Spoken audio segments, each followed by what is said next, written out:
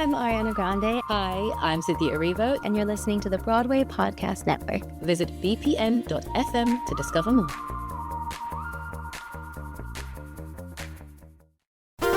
There's a cat over here. There's a cat over there. And the wrong one died. And the wrong one died.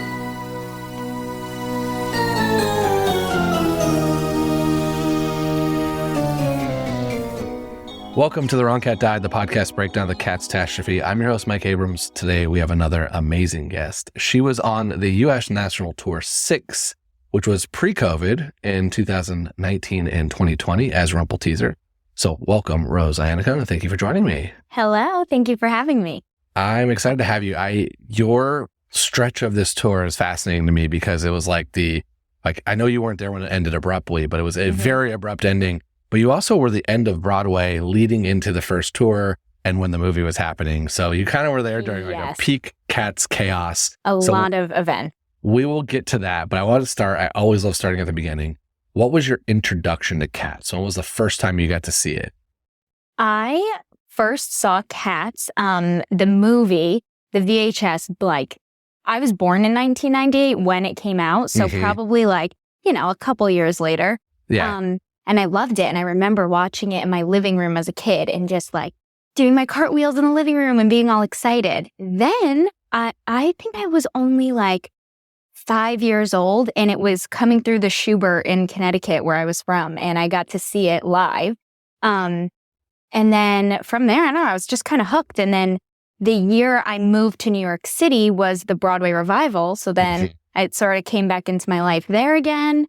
And then the tour happened. So yeah. Okay. So were you a dancer as a kid? Was that the VHSs because you were dancing and so yes. So it started really hit different. Okay. Yes. So you really out of the womb.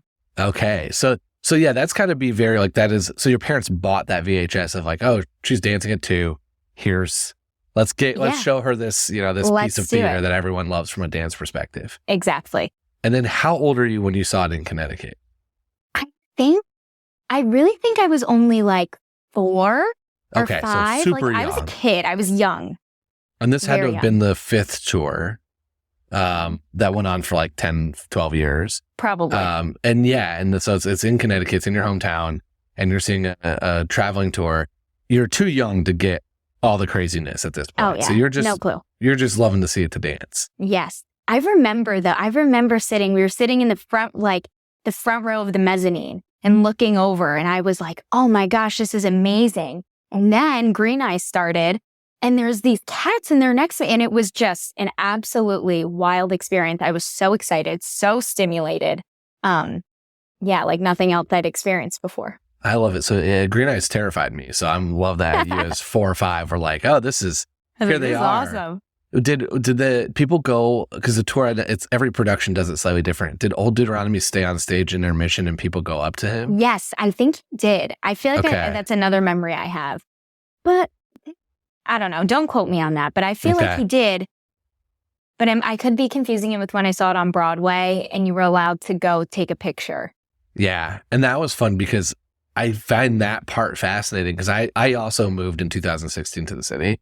And I also saw it very early in previews or sometime in previews. And it blew my mind of everyone come over and take a selfie with Old Deuteronomy. Yes. But in Connecticut, you might have a cell phone, but you don't have a camera phone at that point. You're not going up and taking it. So it's you're either going up to actually interact with the actor or you maybe are getting a Polaroid. I don't know how they did it back then. I don't really know either. I can't exactly remember. So I won't say too much more on it. Yeah. So then did you see it in 2016 when you got to the city? I did. I think we saw it the school I went to, the Institute for American Musical Theater, we got to see 1 to 2 Broadway shows each semester. And that was a part of my first semester in school. So it was the fall. I feel like it was October and we got to see it right when I got here. Okay. Now, you see it now as an adult. Yes. What were the differences for you when you saw it as an adult versus the 4 or 5-year-old you? Yeah, I don't think I knew the story at all. I don't think I really knew anything that was going on. It was more just mesmerizing. Yeah. So as an adult, you're oh, okay, I can see the story a little more. Yeah. It's still mesmerizing. And I had a different appreciation for like the set and like the climbing and the lighting, all things like that. So mesmerizing still, but a little bit more of understanding maybe what was actually being said. And it wasn't like mumbo jumbo with the lyrics. Yeah. Did you pick up on some of like the innuendos and all the stuff that comes like as an adult? I definitely was, because I didn't see it as a child. So as an adult, I'm like, wow, this is dark and crazy and has some stuff that's clearly happening there that I like a 4-year-old's not going to notice. Yeah. Honestly, I probably barely even noticed seeing it in 2016 too, because I think I was just excited and it was good. Like really just everything was happy, good, great. So I probably missed it then too. Yeah. And someone you're also studying, theater and dance and everything at that point. How much of the differences between the choreography did you notice? Because I think in the Connecticut was probably Joanne Lynn versus the Andy Blankenbuehler. Yes. I think too, it's kind of like I did my homework before I went. Like I went back, I watched videos because, I was getting ready to go see it again. And I feel like I was like, what? There's like hip hop in this. What is that? What's this? But I loved it. And I knew it was different, but I liked it. Yeah. That's the part where, to me, someone told me and I'm like, cool. It's like, it was all over my head. Now that I've seen the 1998 movie, because I saw it in reverse. I saw 2016 and then I was like, maybe I should watch this 1998 movie. And I can kind of pick up on it, but I don't study this. I don't know this. Yeah. But I do find it fascinating as someone who's in the career of like seeing something that's been around for so long, but has those tweaks, still keeps some of the essence, but does have some changes. Definitely. I think too, Andy kept the most iconic moments.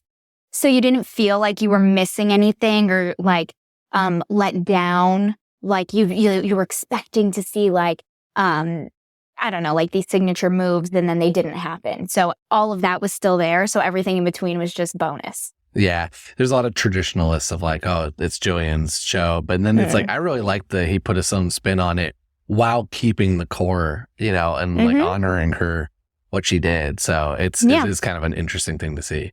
Sure. Okay. So let's talk about then booking the tour, because this is 16. You're now 19. The show's ending on Broadway as you all are about to go on tour, correct? Yes. I don't know the exact timeline, but we started, the auditions were in the summer of 2018. Okay. So I had just gotten back from like the job where I got my equity card, and it was my second audition as a member of Actors Equity. And it was my second one. My first one was an hour before. It was the same day. So day one. But so I remember that was 2018 in the summer, like in July or August. And then we rehearsed in December into January, teched it all, and we were open by like January 25th, I want to say, of 2019. Yeah. So because you were in the original group that went, right?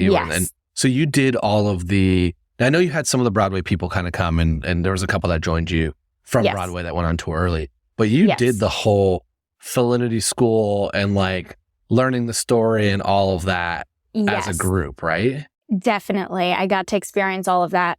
Our first days of rehearsal were like learning the music, which was really like great because it's so much to learn. Yeah.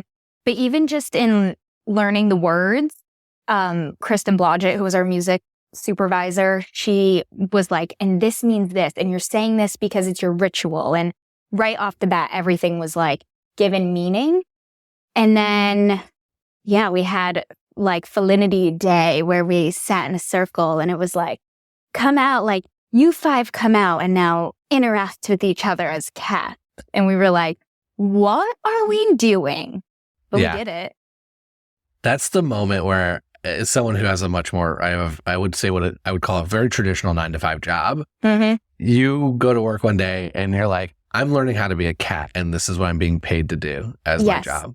Like that has to be a very bizarre feeling at some point. There's definitely there was a realization where I was like, I'm crawling around. I'm getting paid to crawl around and dance. Yeah. It's like I don't know. It's like, what is this? You can't even comprehend it.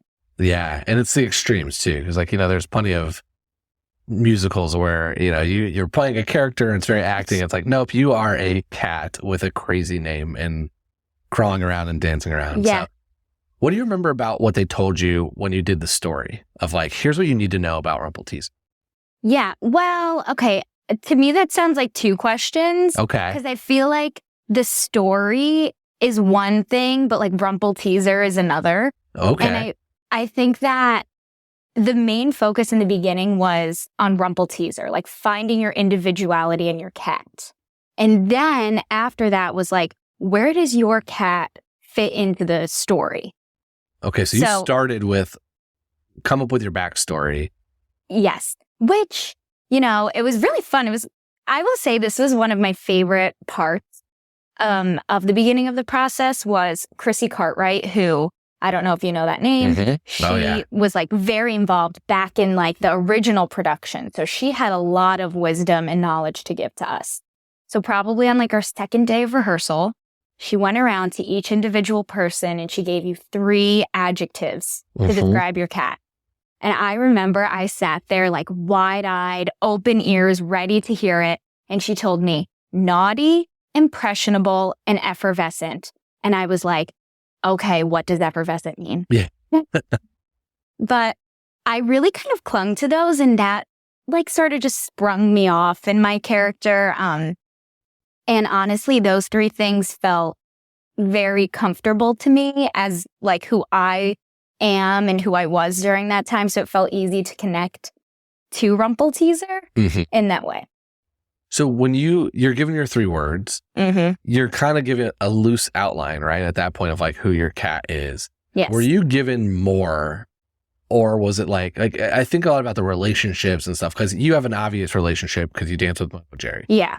But there's so many others that you play off with that you're stage near and you dance near during the ball and stuff. Like how much of that is told to you versus how much of that is, okay, these are my 3 words. I got to embody this persona and then I got to add to it based off of that. Yeah. I think it kind of is a natural cycle. Like I was technically a kitten in the show. Yeah. So it's like, that I did a lot of the same dancing things as Victoria, Tantamile, and Syllabub. And it's like, we're like, okay, we're little besties. And then it was like a lot of times Jenny was near me. So I was like, and she would, because of her words and how she acted, and she would interact with me. So it was like, oh, I think Jenny's my mom. Like, I think she's whipping me into shape. So as the staging came about is when we sort of formed those relationships.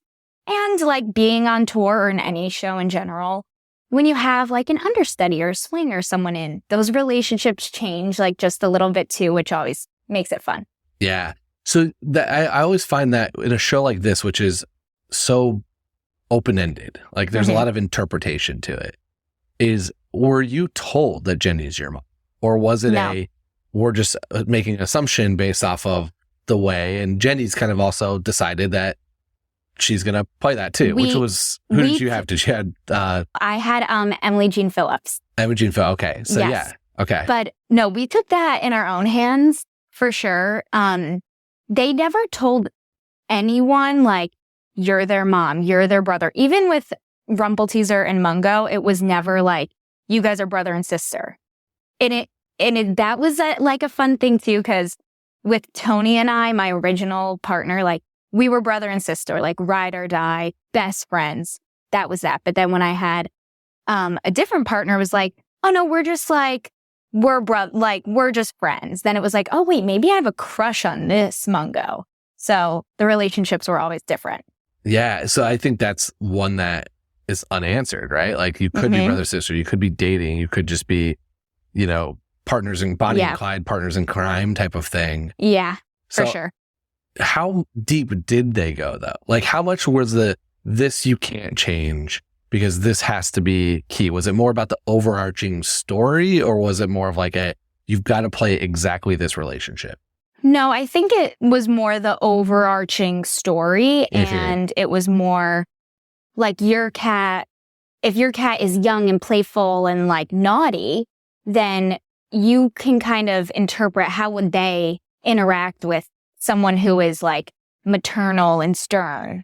So that's sort of more where the relationships came into play, but we were never told, and I don't like never relationship to someone, never like friend, mother, daughter, cousin, uncle. Those words were never used. Okay. Well, at some point they're cats, right? So it's like maybe that's part of it. They're like, they're not doing that.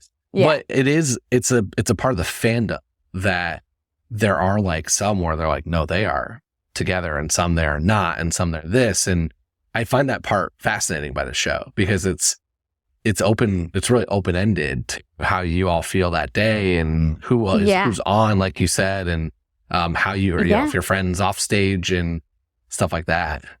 Yeah, I know. I think the fans too, they love that stuff, and they love to like find the deep meaning. And it's like if my pinky toe touched Cassandra a different way one night, they would be like, wait a minute.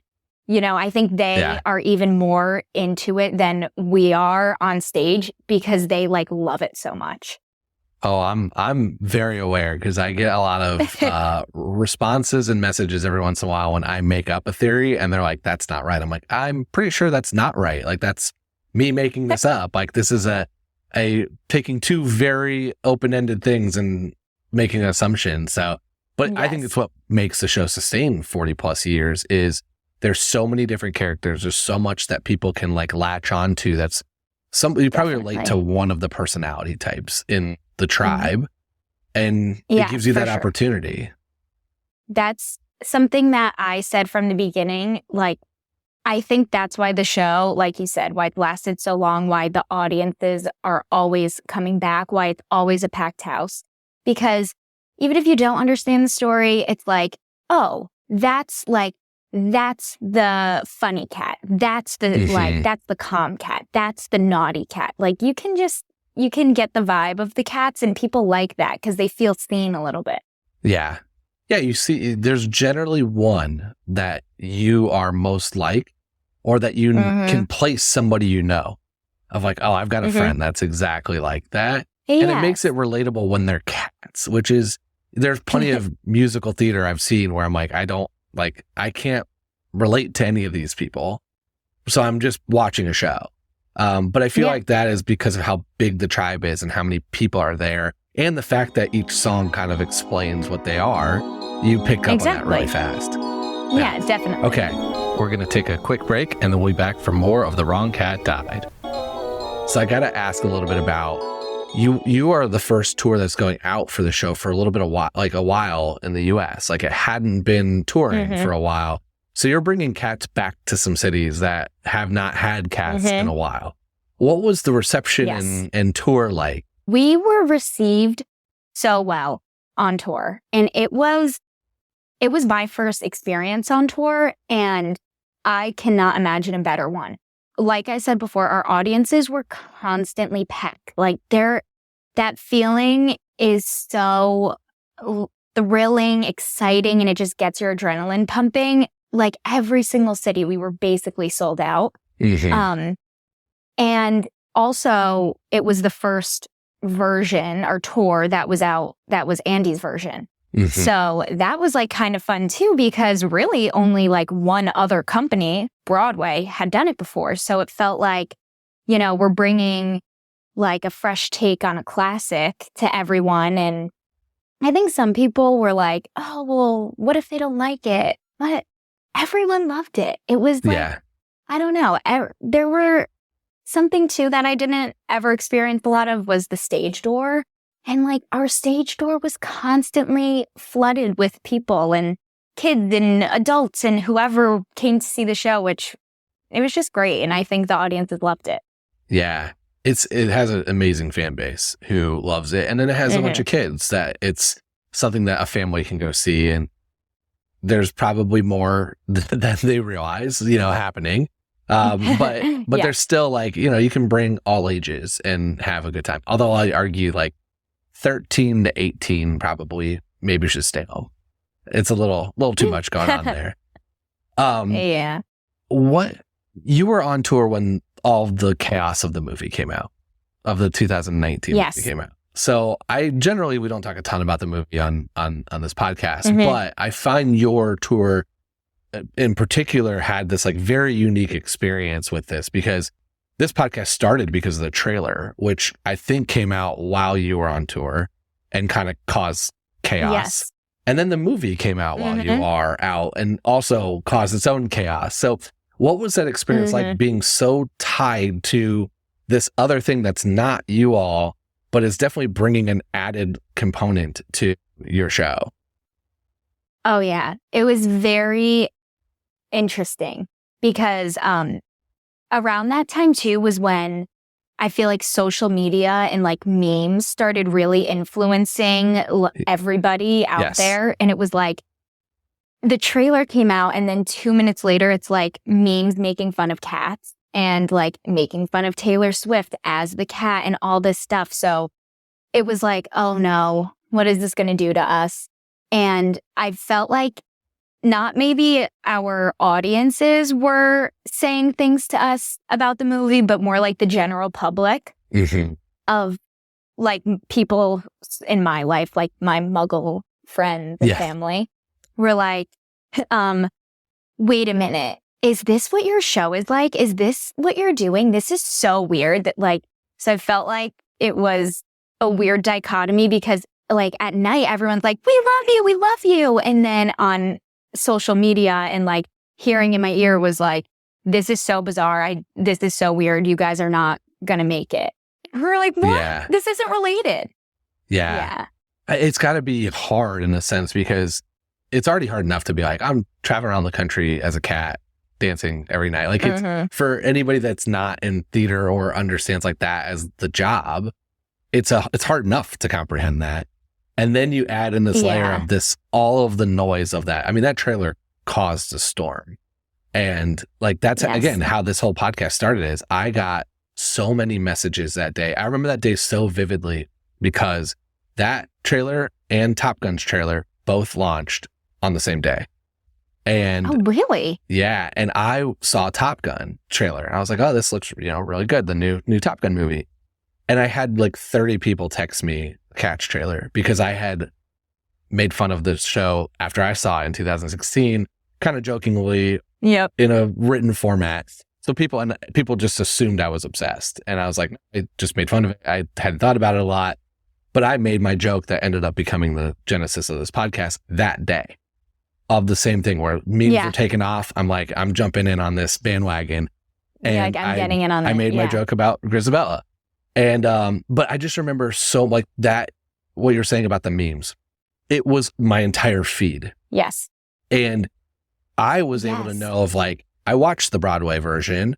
I understand this is a very different Les Mis-ish style, like this is what's coming, but there's a lot of people that don't. And it's just like, oh, we're going to put these two things together. So I can't imagine the noise that created in your world going city to city where people aren't sitting in New York, in the theater district, aware of this industry as a, huge business that it is, and much more of the like, I'm in a rural town and I saw that on social media and now you're coming to my city. Yeah, for sure. I think it got weird too because then we all went to see the movie. We were in Toronto at the time when it came out.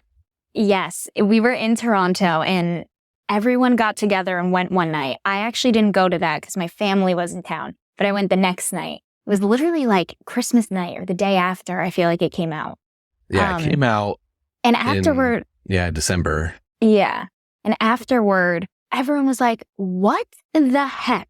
They made us look so bad. And like, they took such a big game that it was such a letdown.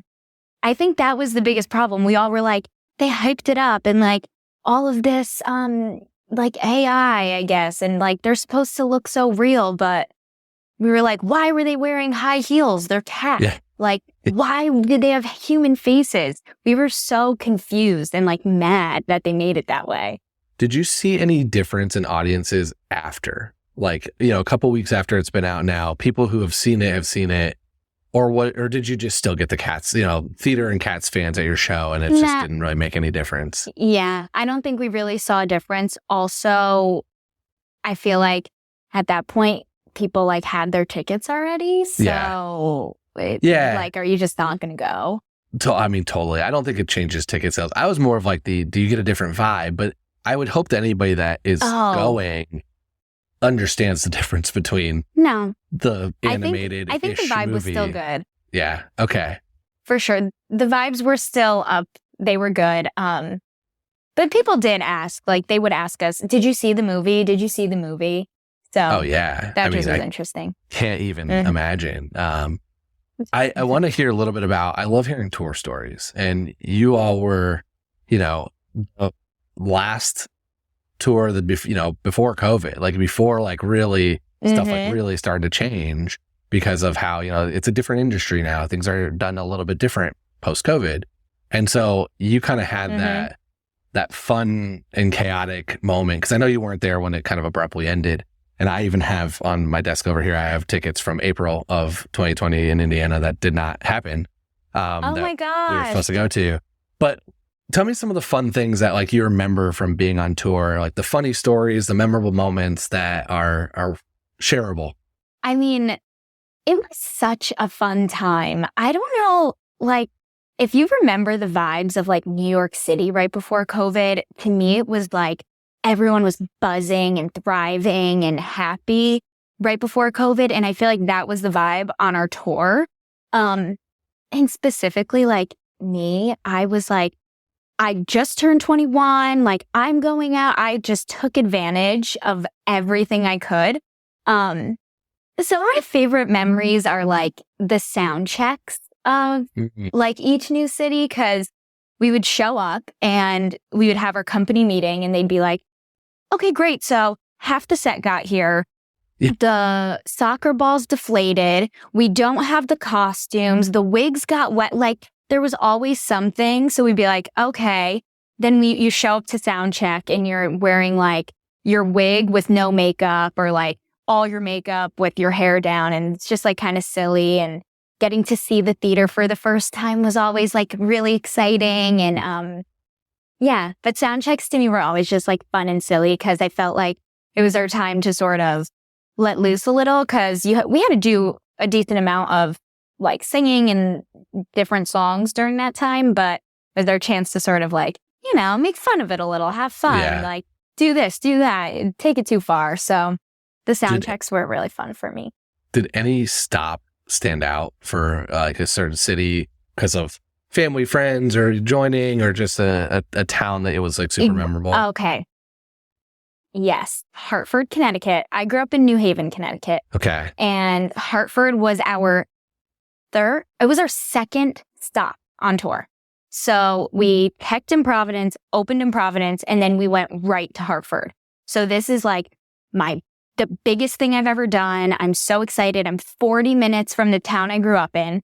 And on our Saturday night show, my family and friends took a coach bus. And I think I had like 112 people in the audience on one night. Wow. And there were so many people that my mom went to, like, she came to every single show that week. My mom saw the show, like, sidebar, my mom saw the show 27 times. 27? Yes. She's a tour groupie rolling around with you all. Yes. But she came before we were even in Hartford. She drove out to the theater and was like, listen, we're having all these people come. What can you do for us? And they were like, here's what we're going to do. Everyone's going to leave, because usually if you want to see someone after a show, you have to meet them at the stage door and then go back, blah, blah, blah. There's 112 people. How are we going to do that? So they were like, stay in your seat. Everyone will leave. So I had my 112 people sitting in the audience. I came out on the stage. They burst out screaming and clapping. I felt like a movie star. Yeah. And it just was so nice. And they all got to sort of like see the stage a little bit. And it just was nice. Like all of that love. That was really, really special. That is so cool. And it's cool that they accommodate that, because it's, it's a once in a lifetime moment, especially in the beginning, your first tour, and you're so close to home. And I have this visual of your whole, like, it feels like a Texas football town where like everyone shuts down the whole city and gets on the bus and comes to watch your show. And as everyone, like the whole town just stopped what they're doing and came. I know you're not from that small of a town, but that's the visual I got. It's more like It's more like picture everyone is in like a fur coat and they're like, we got to get the meatballs on the bus and we have to make sure we get the cutlets and bring her the cupcakes. I love and it. And actually, okay, another memory and story from that same city. My family owns an Italian restaurant in Connecticut. Okay. So before one of our shows, my dad catered a big Italian meal, rigatoni vodka, meatballs, a salad. He had a cake made and like all of this crazy stuff. And we did that before a show too. And you all ate that before going to dance for 2.5 hours straight at a big Italian meal? Absolutely. You are brave. Absolutely. That's amazing. I will tell you the reason, one of my big arguments of what I want the tour or regional theater to do, I would love a tour to do it, is to have an audience vote on the choice because of that exact example where I'm like, you on that night, Rumpleteazer is a jellicle choice if we're putting an audience vote because you have the crowd on your side. I would be on that tire that night. I would have. I want that for that exact reason. I think it would be so fun if, like, this is your night, or just randomly a night somebody delivered and gave like this, the performance of the night, and they voted. But imagine if you get to go on the tire on that night where your whole family's there. Oh my gosh, that would have been wild. Yeah. So I'm slowly inching my way to the right people to not on tour. They're never going to do it on tour, but I want a regional theater to do it. Never on tour. Maybe. I'm hoping. That's the right place. Mm-hmm. Where else outside of the hometown? You said your family was in Toronto. Did they come up to see it there when you were They did. Not 112 people, but so my family came out. I'm really lucky. My family and I are really close, so they came to see me in a lot of places. But regardless of my family, a random little town that I just had a ball in was McAllen, Texas, which is like right on the border, like at the bottom tip of Texas. And we were only there for like 3 days, but it was October, but it was like 97 degrees out. And we would go to the pool. And then afterwards, it was like the biggest party town ever. And we would just like go out and we would dance. And I have a memory of our Jelly Lorem at the time doing the Victoria solo in a bar in McAllen, Texas. And it was so iconic. That is, I can only fathom the like townspeople out at their night. And all of a sudden you all roll up and post show coming in, having a drink. And then somebody does the solo, does the whole Victoria dance. Oh, yeah. They were probably not ready for that. They were not ready, but the energy was unmatched in that town. I love it. It's always fun to like, I feel like that's got to be one of the coolest parts, especially so early in your career and at a younger age, being able to see so much of the country, but also do this kind of very unique and cool thing in places that otherwise you would probably never step foot in. Oh, for sure. I remember like 3 months in calling my mom and being like, I would do this for free, but I'm getting paid. And like, what? I'm like, all of my friends are in college, waking up at 6 a.m. for their classes and hustling and all this. And I'm putting on silly makeup in a unitard every night. And I'm traveling somewhere different every week. Like, I was like, this is a dream and a half. Yeah, that is, I can't even fathom. I want to do some rapid fire. So if you could go on for one night for any cat, male, female, it doesn't matter if you could sing, dance, if you just one night, I'm going to go on, I can do it. Who am I going as? Who should you go on as? McCavity. You want to do McCavity? You want to be the villain? Yes. That's so fun. I love it. Who are your favorite and least favorite cats? So take actors out of it, just characters. Okay. Obviously Rumpleteazer. I'm going to take her. I'm not going to allow Rumpleteazer because of course you're okay, fine. So. Whatever. My favorite cats are probably Bomb Ballerina. I like Skimbleshanks a lot. I like, you are not going to like this, but I'm like, I don't need Gus. I'm okay with him. Oh, okay. So Gus is the owl. Wow. He's kind of on the outs for me. That is a hot take for a lot of listeners. It's a hot take. It's a hot take. Okay. That's not good for my last question. But Honestly, you know what? Okay. Sorry. But I guess like in the same vein, like Bustifer. yeah, he's probably the most common answer when I ask about dislike is Like- Bustifer, which is also the same person, right? Yeah, It's Bus and Gus. Yes. Okay. Favorite song from the show? It's Gimbleshanks. Oh, what a bop. Someone told me to start running to it. And Such a I'm bop. like, it feels like a great running song. Ironically enough, it came up in a dream of mine. Like I haven't thought about cats in a while, and it came up in a dream of mine like 3 weeks ago. Wow. That's Yeah, Gimbleshanks. I have no follow-up questions there. Okay, this is my fun one. I always ask a fun one. And before we started recording, we talked about how during COVID, you did some real estate on the side Yes. as a job. So which cat do you think would make the best real estate agent? Jenny. Jenny, that's a great answer. I think that I was, think Jenny. I Yeah. feel like she is on top of her game. She's organized. She knows how to whip someone in shape. She's going to make sure that they're getting their pre-approval on time. They're getting their clear to close on the right day. She gets paid at closing, not a minute later. yeah. I was thinking Jenny and Skimble because of the organization. Yeah. And then I think I want Mustafali is doing my like staging and design. Oh, 100%. You know that's going to be fabulous. Yeah. Okay.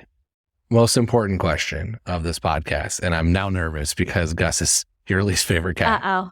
I have argued at length. I don't think Grisabella is the correct Jellicle choice. So I want to hear you, Rose. Are you going to pick Grisabella and I want to hear your defense, or are you going to pick a different Jellicle choice? I'm ready. And I'm going to stick by Grisabella. Oh, no. Okay. Give me the rationale. Okay. Here's my thing. Grisabella, even though she was an outcast, she might have done wrong. She put herself out there. She worked hard on the night that it mattered most. She put in the work. She showed off. She was like, you want to hear me belt high? I'm going to do it. You don't want me here, but I'm here early. I'm on time. I'm in the right outfit. I feel like she did every single thing right. And the whole point of the tribe is that we're supposed to stick by each other. So what kind of a tribe would we be if now, when she needed us most, we just left her out in the rain? So I agree completely with that. But my next thing is, why can't she spend the year with her family? Okay, I think she's been troubled. She has a lot going on. So she doesn't have another year. She's got to go now. I think this is it for her. And she knows it too. That's why she's working so hard. It's why she's pleading. If she knew that there was like even an inch of hope for her, maybe next year, maybe she can get her life together, maybe she'll start coming around for the holidays. No, she knows this is her last chance. So she goes, let's say she goes this year. Well, she does go this year because that's the way the show ends. How does Old Deuteronomy pick next year? Is there another cat out there in the ether that's coming back, or is it a different criteria, or how does this work annually since we're only given one night? Yeah, I think that this was a special occasion. This one was kind of different than any other because as you're, going through the show, when you're hearing the invitation to the Jellicle Ball, you hear about what the ideal Jellicle should be. And really you're like, oh, Grisabelle is none of these things. But in the end, we pick her because of what we are supposed to represent as a tribe. So I think that the following year, like, we're probably not picking another Grisabella. I also think that, it's Old Deuteronomy. He is strategic and he knows she's around. He knows what she's doing. And he wants it to be a learning experience for the rest of the tribe. And I think he's hoping that if we do this tonight, it's only going to better everyone else. Yeah. I don't disagree with that part at all. I just think that she's next year's choice. I think she should come back and spend a year with her family and get to, you re-accept her finally. And then it's like, cool, let's murder you. Like, let's re-accept you and let's enjoy time with our family. I just feel like the bridge hadn't been burned so bad. And it was like part of the reason why she was chosen is because we were reminded of all of those characteristics that make us jellicles to begin with.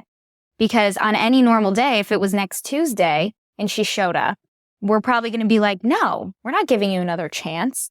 But on that night where we're reminded of all of these things, that's why we are more accepting. Yeah. Okay. I don't think I'm changing your mind, but that's okay. I don't think you are. I've got, she still has less than half the votes, but she still is the most vote getter. And I didn't think when we did this that I was going to ever get this close to getting more people to say not Grisabella, but we're getting there slowly. No, I like Grisabella. How's that? I tell you why not Gus. Okay. A little different. I think the main difference for me between Gus and Grisabella is that I just don't think he worked as hard. And I think if he really wanted it, he could have proven it a little bit more. So is his number changing, or is there other things happening to get him? Like he doesn't have to be. He's not Bustifer, so you gotta be Gus the whole night. Yeah, I don't know. Be there, and like part of me too is like, you know what? I get it, and I feel like I'm sympathetic towards him, and I know he's old and he has this great story, and we let him relive his youth one last time. It's like, you know, after all these years, you couldn't convince us. So now, like, what's changed tonight? Yeah. So I think that's fair. I think Gus is the fallback answer because he's the old one that looks like he's about to die anyways. I still want, the world I want is I want it to be American Idol-ish, which means that as a live show, every night, someone else is going to bring it. And there are going to be nights where Grisabella will win because memory is iconic and she will deliver a incredible performance. And there are going to be nights like in Hartford, Connecticut, where I bet you in front of 112 of your friends and family brought it that night. And I want Rumpleteazer to go. And so I think there are nights that, you know, it's 8 shows a week. There are going to be nights where it's not going to be everyone's best or it's going to be a day, but someone probably had a stellar performance. And I think the audience will notice that. And I want a vote. I stand by that. That's actually such a great idea. It's just, you know, who puts the harness on and when. There's enough technology now that this is possible to happen. You're right. So where there's a will, there's a way. That's my dream, is that I say this enough into this microphone on this show that somebody's like, you know what? That's not a bad idea. Let's do it. Let's do it. I will be there. Wow. This has been so fun. How can people stay in touch with you and everything you're working on? Social media and everything. Yeah. You could follow me on Instagram. It's Rose Iannaccone. That's my last name. IANNACCONE 98. Yeah, Instagram. Hang out with me. Thank you so much for coming on and sharing your stories and your fun. And it was a blast to have you. Thank you so much for having me. I had a ball. Amazing. Amazing. Well, thank you. And thanks everyone else for listening to this episode of The Wrong Cat Died, the podcast breakdown of the catastrophe. To follow along, you can subscribe on Apple Podcasts, Spotify, or any of us listens podcasts. Follow us on Twitter, Instagram, Threads, and TikTok at The Wrong Cat Died, or check out our website, thewrongcatdied.com.